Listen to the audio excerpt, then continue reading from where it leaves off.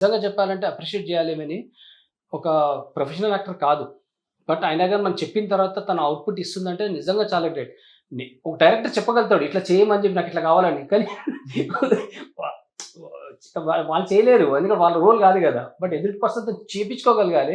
ఆ ఎదుటి పర్సన్ చేయగలగాలి. ఈ విషయం మాత్రం డెఫినిట్‌గా అప్రిషియేట్ చేయొచ్చు. కాదు మేడం, ఎవరైనా ఇంట్లో అది లేదు, ఇది లేదు, చీర ఇప్పియమని గొడవ పడితే మీరు మాత్రం వీడియోల విషయంలో గొడవ పడతారా? కదా! ఆయనకి ఆ బాధ కూడా లేదండి. చీరిప్పి, గోల్డ్ ఎప్పుడు ఇప్పి అయి అడగలేదు కూడా అసలు. ఏమి ఆ! ఎప్పుడు అడగడు అడగదు. అసలు. ఎప్పుడు అడగదు. ఎప్పుడు. సార్ ఇంకోటి, మీరెప్పుడన్నా ఏదైనా విషయంలో భయపడ్డారా? ఆ! అంటే మీరవ్వచ్చు. ఎలాంటి విషయంలో? లైక్ ఇప్పుడు మీదొక ఛానల్ ఉండే. మంచి హై లెవెల్ సబ్‌స్క్రిప్షన్ వచ్చి ఆ ఛానల్ అనేది పోయింది గదా! ఆ టైంలో మీరు బాధపడ్డారా? ఓహ్! అదా డిప్రెషన్‌కెళ్ళిపోయినాం అప్పుడైతే నిజంగా. యాహ్! డెఫినిట్‌గా. అంటే లైఫ్ ఎండ్ అయిపోయిందనే ఫీలింగ్‌లోకి వెళ్ళిపోయినాం అప్పుడు ఎంతమంది ఉండే నిజంగా. సార్ సబ్‌స్క్రైబర్స్ ఆ ఛానల్‌కి? ఆల్‌మోస్ట్ 1,000,000 ఉండేండి. 8 8.9 అంటే సమ్ 1,000,000 క్రాస్ ఇంకొక 1 మంత్ ఉంటే 1,000,000 సబ్‌స్క్రైబర్ ఛానల్ పోయిందంటే నిజంగా చాలా బాధ అనిపిస్తది. ఆ 1,000,000 సబ్‌స్క్రైబర్స్ తేవాలంటే ఎంత హార్డ్ వర్క్ చేసి ఉండాలి. అండ్ మన కంటెంట్ జనాలకెళ్తే అంతమంది సబ్‌స్క్రైబ్ అయితారు మనకి.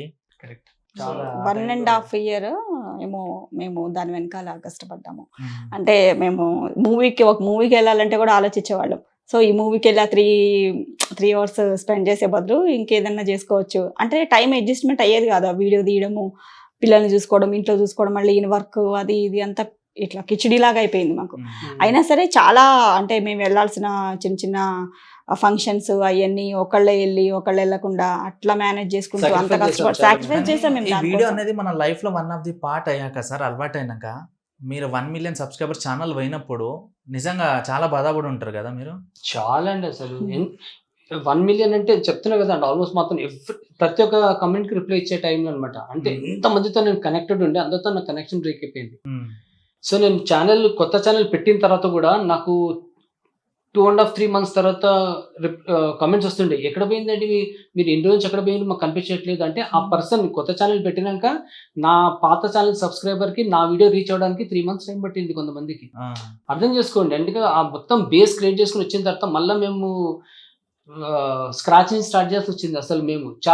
కొంతమందికి తొందర దొరికింది మా కొత్త ఛానెల్. "అరే!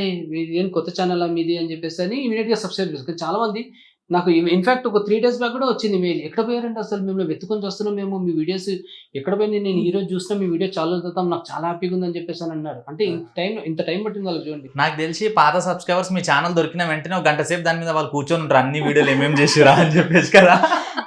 మాకు యూఎస్ అంటే నుంచి అలవాటు వస్తుంటే అయిపోయిన ఉంటారు అలాగా గదా! చాలా మంది. అమ్మ ఇన్ని రోజులకు ఛానల్ వచ్చింది. ఏమేమి చేసిర్రో చూద్దామని మొత్తం ఒక గంట సేపు చూసుంటారు అన్ని వీడియోలు. కదా! డెఫినిట్‌గా. మాకు అబ్రాడ్ నుంచి వస్తుంటాయి చాలా అట్లా కామెంట్స్. మేము వీకెండ్‌లో మొత్తం ఒక 1 డే అంతా మీ వీడియోస్ చూసుకుంటూనే మేము పని చేసుకుంటున్నాం. చాలా నవ్వుకున్నాం నిన్న. చాలా బాగుండే డే అని. కామెడీ అట్లాగే ఎంజాయ్ చేస్తారు. ఈ జీవితం అంటే ఏదేగా లైఫ్ వాల్యూస్ గురించి అదే అట్లా ఎంజాయ్ చేస్తారు. అండ్ ఇప్పుడు మళ్ళీ మేము ఒక 1 ½ మంత్ అవుతుంది. కొత్త ఛానెల్ స్టార్ట్ చేస్తాము. పరంపర పేరుతోని.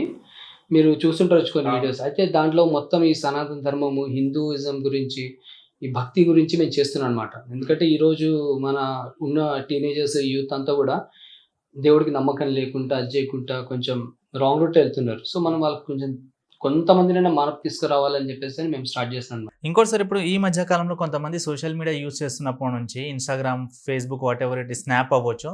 ప్రతి ప్లేస్‌ల ఒక టెంపుల్‌కెళ్తానంటే భక్తితో కాకుండా ఓన్లీ ఫర్ వీడియో షూట్‌కెళ్తున్నారు. కరెక్ట్. ఓకే.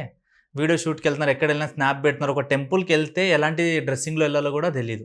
సో, అందు గురించని వాళ్ళకి ఇవన్నీ తెలియపరచాలని చెప్పి ఆ ఛానెల్ స్టార్ట్ చేశారు. కరెక్ట్. ఈవెన్ ఇన్‌ఫాక్ట్ దాని గురించి 2, 3 వీడియోస్ కూడా చేసినాం మేము. అంటే టెంపుల్‌కి డ్రెస్సింగ్ ఎలా వెళ్ళేటప్పుడు ఉండాలి? ఎస్పెషల్లీ టెంపుల్‌కెళ్తున్నప్పుడు. నువ్వు పార్టీకెళ్తున్నప్పుడు పార్టీ వేర్ ఎలా యేసుకుంటావో, టెంపుల్‌కెళ్తున్నప్పుడు టెంపుల్ వేర్ గూడా యేసుకోవాలి పద్ధతి. గదా! అని జెప్పి. తర్వాత టెంపుల్‌లో మొబైల్ యూజ్ చేయొద్దు.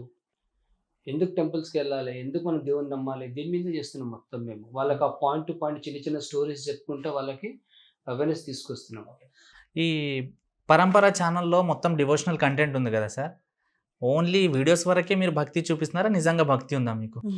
నిజం చెప్పాలంటే మా ఇద్దరిట్లో తనకి భక్తి చాలా ఎక్కువ. ఓకే. చాలా ఎక్కువ. అసలు కూర్చుంది పూజలంటే ఇక గంటలు గంటలు చేస్తూనే ఉంటది అట్లనమాట. హ్మ్. నేను తక్కువనే పోతాను గుళ్ళకి. ఎందుకంటే నాకు యాక్చువల్‌గా అంత ఎక్కువ టైం దొరకదు నాకు. ఇన్‌ఫాక్ట్ నాకు ఎందుకంటే డిజైనింగ్ అండ్ 2 కలుపుకొని. సో, నేను ఎప్పుడన్నా వీకెండ్స్ లేదు అనంటే పండుగలకి ఆ టైంలో ఫ్యామిలీతోని కలిసి ఎళ్తాను నేను. హ్మ్. బట్ నేను మేజర్‌గా ఏంటంటే మా ఇద్దరి మధ్యన ఆర్గ్యూ అయితుంటది ఎప్పుడు. "రా ఎళ్దాము గుడికి" అననంటే నేను అట్లా అంటామాట. "లేదు నాకిదే గుడి. నా కంప్యూటర్ దేవుడు, నేను ఇప్పుడు పూజ చేస్తున్నా. నేను తప్పు చేయట్లేదు, నేను సరే ఫ్రెండ్స్తో కలిసినాను, తాగుతున్నాను, మాట్లాడుతున్నాను అంటే అది తప్పు.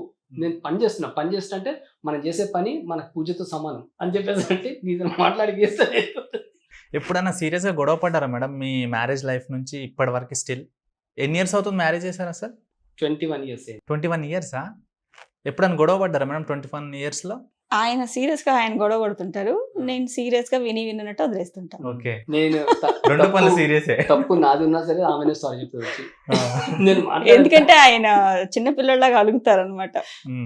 సరే ఇంకా అట్లా ఈ ఏజ్ వచ్చి కూడా అలగడం ఏంటి అని నాకు నవ్వు వస్తుంది.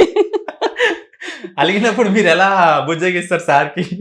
ఏం లేదు, ఎక్కువ ఏ విషయంలో అలుగుతారు సార్? నేను అలిగి కూర్చుంటాను కదా ఇట్లా, కోపంగా నేను పని చేసుకుంటున్నా వచ్చేసి నా ఎదురుగా చేరేసుకుని కూర్చొని ఇట్లా చూస్తుంటాను అంతే. ఇట్లా ఇక నేను ఎంతసేపు చూసి నవ్వు వచ్చేస్తాను నాకు.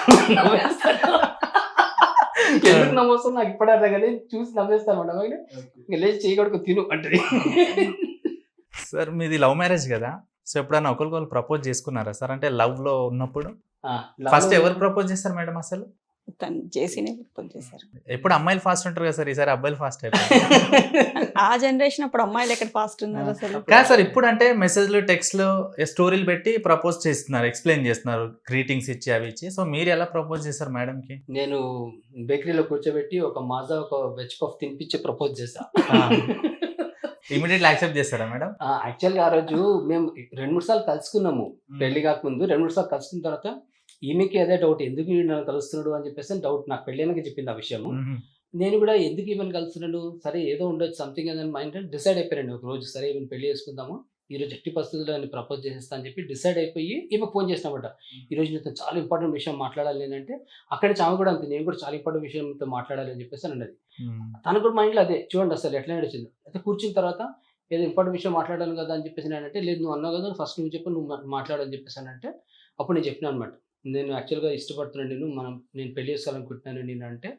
అప్పుడు తను కూడా అదే, నేను కూడా ఈరోజు ఈ విషయం డిసైడ్ చేద్దామని వచ్చినాను, ఎందుకు నాతో కలుస్తున్నావు, ఎందుకు ఏం చేస్తున్నావు, దీనికి సంథింగ్ ఏదైనా అర్థం ఉండాలి కదా మన కలిసే రిలేషన్కి.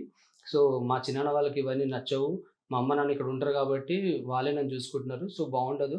సో అందుకే ఈరోజు డిసైడ్ అవుదామని వచ్చినా కానీ, బట్ నువ్వే అన్నావు అని అంటే ఓకే నాకు కూడా ఇష్టమే, నేను పెళ్లి చేసుకుంటాను, కాకపోతే మా చిన్న వాళ్ళు మా అమ్మ నాన్న వాళ్ళు ఒప్పుకుంటాను అని చెప్పేసి అన్నది.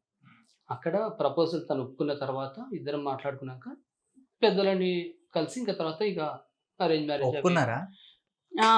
చాలా కష్టంగా ఒప్పుకున్నారు పాపం. ఫస్ట్ ఈఎంఐని విజయవాడ పంపించేస్తారు వాళ్ళు అదే రోజు నైట్ లో. ఓకే, వీళ్ళ మమ్మీని పిలిపించేసి ఉదయం మీరు రండి, కొంచెం మీ అమ్మాయి ఇక్కడ చాలా ఇదైపోయింది, తీసుకెళ్ళిపోండి ఫస్ట్ అని చెప్పేసి అని వచ్చి వాళ్ళు మా అత్తయ్య వచ్చేసి తను తీసుకుని వెళ్ళిపోయింది విజయవాడకి. అప్పుడు ఫోన్లు ఉండేనా సార్ మీ లవ్ స్టోరీ? నాకుండే, ల్యాండ్లైన్ నాకు మొబైల్ కూడా ఉండే అప్పుడు. ఓకే, కానీ తనకు లేకుండే మొబైల్ అప్పుడు. ఎప్పుడైనా లెటర్స్ రాసుకున్నారా సార్ మీరు లవ్ లో ఉన్నప్పుడు? నాకు రాసుకోలేదు, నిజంగా ఫీలింగ్ ఉందా బాగా, నిజంగా ఎప్పుడు ఫీల్ అవుతుంటాను. ఎందుకంటే మేము కాలేజ్ స్కూల్ డేస్ లో ఉన్నప్పుడు అప్పుడు గ్రీటింగ్ కార్డ్స్ అవేవే ఉంటుండే. నేనేమో అప్పుడు అమ్మాయిలతో చాలా దూరం, అసలు నాకు భయం, పిచ్చి టెన్షన్, అమ్మాయితో మాట్లాడాలని భయం నాకు, అందుకే ఎప్పుడు దాంట్లో పోలేదు. బట్ ఒకవేళ గౌతమి పరిచయం అయినప్పుడు ఆ టైంలో పరిచయం ఉంటే గిట్ట మేబీ నేను లెటర్స్ అవి రాసుకొని సూపర్ ఉంటుండే అసలు ఫీల్. సార్ ఇప్పుడు మ్యారేజ్ లైఫ్లో జనరల్గా చాలా ప్రాబ్లమ్స్ వస్తాయి. ఎప్పుడన్నా మీరు మ్యారేజ్ అయినప్పటి నుంచి ఇప్పటి వరకు ఏదో ఒక సిచ్యువేషన్లో ఫుడ్ లేని రోజులు గడిపారు ఎప్పుడన్నా? ఫుడ్ లేని రోజులు ఏం గడపలేదు. ఎక్కువ ఏ విషయంలో ఇబ్బంది పడ్డారు సార్ మ్యారేజ్ అయినప్పటి నుంచి మీరు మ్యారేజ్ లైఫ్లో? అంటే ఫ్యామిలీలో చిన్న చిన్న ఇష్యూస్ వస్తుంటాయి కదా ప్రతిదానికి, తను ఇట్లా చేసావు నువ్వు అట్లా చేసావు అని, అత్తగారికైనా తనకైనా అలాంటివి చిన్న చిన్నవే కానీ పెద్దగా సీరియస్ గా అంత. అవి కాకుండా ఇలా మేజర్ ఇష్యూ వచ్చిందంటే కోవిడ్ టైంలో అండి. కోవిడ్ లో నా బిజినెస్ క్లోజ్ అయిపోయింది. కోవిడ్ టైంలో మాత్రం వచ్చిన సమస్య అవుతుండేనో నా లైఫ్ లో అన్నిటికీ పెద్ద సమస్య అదే ఉంటుంది. మొత్తం అసలు రోడ్ మీదకి వచ్చేసినా మేము లిటరలీ ఎవ్రీథింగ్ మొత్తం పోయి నేను రోడ్ మీదకి వచ్చేసి మళ్ళీ స్క్రాచ్ నుంచి స్టార్ట్ చేస్తాం లైఫ్ మేము. కోవిడ్ పోస్ట్ కోవిడ్ అంటే కోవిడ్ తర్వాత లాక్డౌన్ ఓపెన్ అయినాక మెల్లగా స్క్రాచింగ్ స్టార్ట్ చేసేసి మళ్ళీ ఈ స్టేజ్లో ఉన్నప్పుడు అప్పుడు ఆ టైంలో అయితే ఇన్ఫ్యాక్ట్ నేను సూసైడ్ చేసుకుందనే స్టేజ్లోకి వెళ్ళిపోయాను. నేను అంత ఎక్కువ ప్రాబ్లమ్స్ వచ్చాయి కానీ వీళ్ళకి చెప్పలేదు. బట్ నా one of my best friend ఒక అతను, నా బెస్ట్ ఫ్రెండ్ ఉంటే తను వాళ్ళ ఫ్రెండ్ని పరిచయం చేసింది అనమాట. పరిచయం చేసి నీ ప్రాబ్లమ్స్ ఏంటో తనకు చెప్పు, దాన్ని బట్టి మనం సొల్యూషన్ తీయొచ్చు అని అంటే నేను తనకి నా ప్రాబ్లమ్స్ చెప్పుకుంటే ఆయన నాకు సార్ట్అవుట్ చేసి పెట్టిండు అన్నమాట. లేదు ఇట్లా చేస్తే మనం మళ్ళీ ఇది చేసుకోవచ్చు అని చెప్పేసి అని ధైర్యం చెప్పిండు నాకు. ఆ పర్సన్ ఇప్పటికి కూడా కనెక్ట్ ఉన్నాడు నాతోని. ఇంకా తనే నాకు యాక్చువల్‌గా సెకండ్ లైఫ్ ఇచ్చిందంటే అని చెప్పేసి అనుకోవచ్చు.